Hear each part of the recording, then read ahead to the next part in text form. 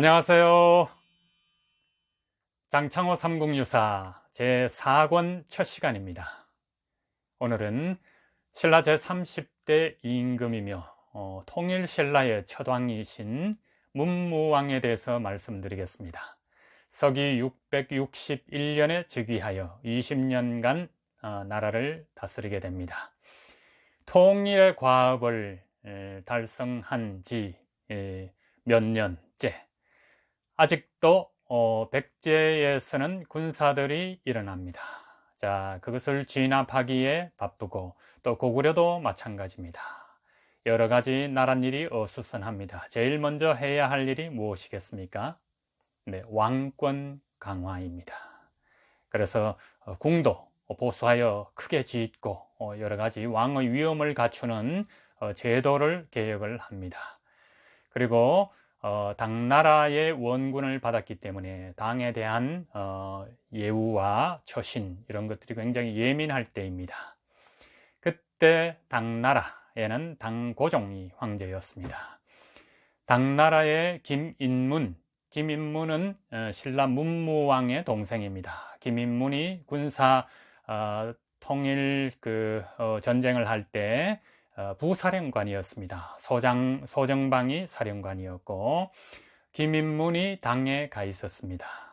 당고종이 김유신 장군이 북쪽의 고구려 지역에 머물고 있던 당나라 군사를 어느 날 축출을 시켰습니다. 자, 통일을 달성하고 나니까 당나라는 사실 이왕 내친 김에 신라를 도왔지만 신라까지 접수할 수 없을까 하는 그런 생각을 하고 있었던 모양입니다. 그걸 눈치챈 문무왕과 김유신이 당군을, 고구려 땅에 주둔하고 있던 당군을 쫓아내버린 것이죠. 그 이야기를 전해 들은, 그 사실을 안 당고종이 가만히 있을 리가 없습니다. 김인문을 불렀습니다. 문무왕과 김유신 그리고 신라는 어떻게 해서 우리 군사를 그렇게 했느냐. 자, 김인문이 조국을 생각하면, 그리고 문무왕의 위엄을, 체면을 생각해서 입을 열지를 않습니다. 그러자 다시 한번 집요하게 묻습니다. 그러나 김인문은 요지부동입니다. 김인문을 투옥시켜라. 드디어 김인문은 입을 잠근 채 옥살이를 시작합니다.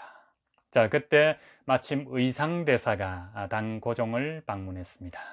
의상대사에 대해서는 이미 법력에 대해서 익히 들은 바가 있기 때문에 당고종도 친절하게 맞이했습니다. 하지만 의상대사는 김인문을 만나줄 것을 간청합니다. 그래서 의상대사가 마침내 김인문을 만납니다. 그리고 김인문에게서 중요한 메시지를 전해 듣습니다. 김인문이 이야기를 합니다. 아무래도 당나라가 신라를 칠 것 같아. 고구려에 있던 군사를 주둔시키면서 엿보았지만 김유신 장군에게 축출되고 난 뒤에 대군이 쳐들어갈 것 같은 정보가 있다. 빨리 문무왕께 전해달라. 이렇게 얘기를 합니다. 자, 의상대사는 짐짓 모른 채 하고 당고종을 다시 아련하고 물러납니다. 그런데 당고종은 다시 의상대사에게 채근합니다. 김인문이 입을 열었습니까? 하면서요. 의상대사는 김인문은 그저 당고종의 건강을 염려하고 있을 뿐 자신은 사실 모르기 때문에 입을 열 수 없다고 이렇게 말을 전합니다. 그리고 의상대사는 당고종의 건강과 앞으로의 만수무강을 축원합니다. 자, 그래서 무사히 의상대사는 빠르게 신라로 건너와서 문무왕을 아련해서 이야기를 합니다. 그러자 문무왕은 단안을 내립니다. 이거 큰일 났다. 하지만 우리에게 무슨 방법이 있을 것이다. 하고 당시에 유가승, 밀교가 신라에 이렇게 많이 들어올 때였습니다. 밀교는 불교의 종파 중에서도 좀 신의하고 어떤 이적 같은 거를 좀 강조하기도 하는 종파였죠. 밀교의 제일 선배격인 그 명랑법사를 궁으로 불러드렸습니다. 그 명랑법사께서 문무왕께 이야기를 합니다. 이렇고 이런 걸 하면 어떻겠습니까? 자, 문무왕은 별 도리가 없습니다. 왜? 당시에는 사찰의 승려의 말을 듣는 것이, 그 당시에는 불교라는 것이 하나의 일종의 나라를 지탱하는 문화, 강력한 왕권을 강화하기에도 불교가 중요했고, 백성들이 또 불교를 신봉함으로써 하나의 구심점을 가질 수 있었던 것입니다.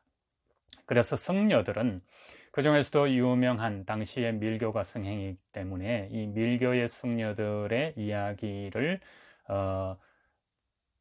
듣지 않기가 굉장히 힘듭니다.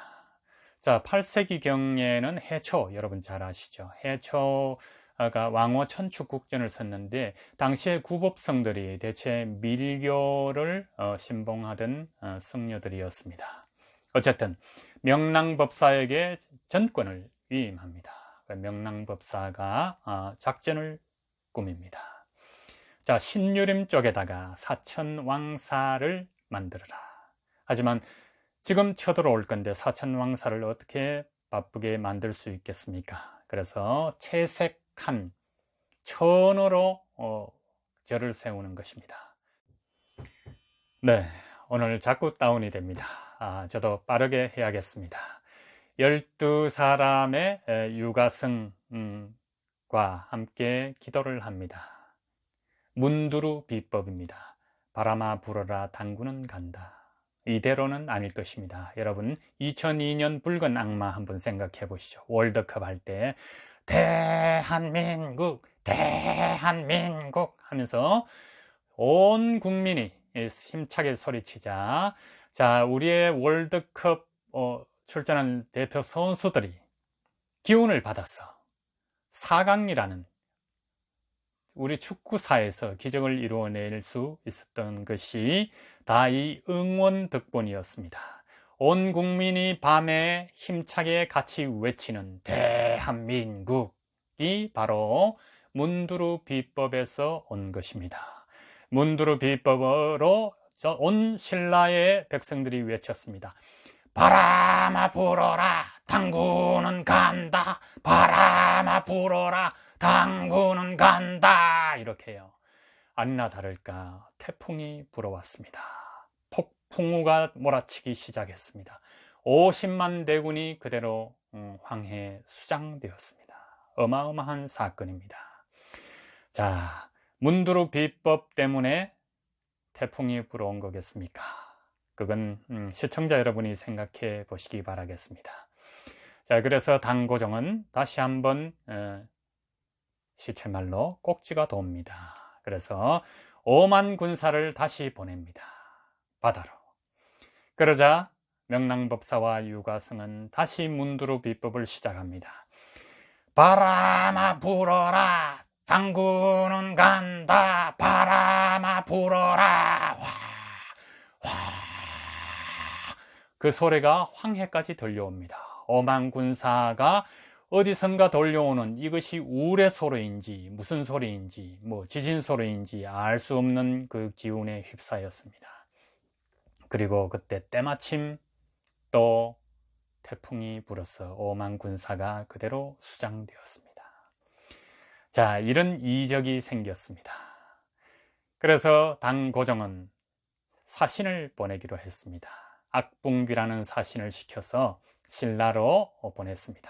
그러자 신라에서는 문무왕이 악붕귀를 맞이하면서 악붕귀에게 금화를 쥐어주고, 자, 당신이 본 이 사천왕사를 그대로 이야기하시겠느냐, 아니면 여기에서 신라의 고성들이 모여서 황제의 만수무강을 축원하고 있더라고 말씀을 드리겠느냐 하니까 악붕귀가 알겠습니다 하고 가서 황제께 일일이 말씀을 드리되 아주 좋은 이야기만 했습니다. 그때 강수 신라의 문장가 강수가 쓴 그 탄원서를 들고 갔습니다. 문무왕이 이 강수가 쓴 그 탄원서를 문무왕이 이렇게 악봉기를 통해서 전한 거죠. 거기에는 탄원서는 전하지 않습니다만 폐하에 만수무강을 축원하며 여차저차 해서 김인문을 풀어주시면 어떻겠느냐.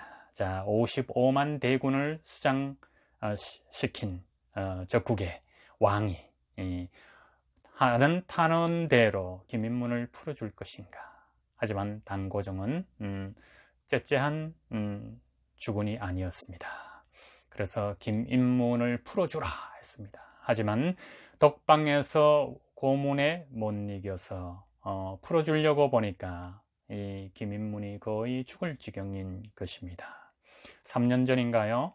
북한에서 미국의 원비언가 하는 그 사건을 떠올려 보시면 될 겁니다. 자, 그래서 이 신라 사람인 외교로 온 이 김인문이 다 죽게 생겼으니까 그래도 보내긴 보내야 된다. 그렇다면 어떻게 보낼 것인가? 관을 짜서 같이 보내라. 이렇게 됐습니다.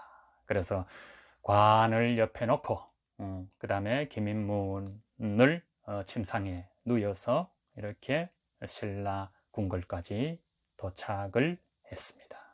하지만 도착하자마자 사실은 그렇게 이야기를 하고 있습니다만 죽어서 돌아온 것이 아닐까요? 저는 그렇게 생각합니다. 관 속에 누워서 죽은 채로 김인문을 맞이하는 형 문무왕의 심정이 어땠겠습니까? 자, 이렇게 해서 문무왕 전편을 여기서 마치고 다음에는 다른 일화로 후편을 여러분께 후편으로 찾아뵙겠습니다. 또 뵙겠습니다.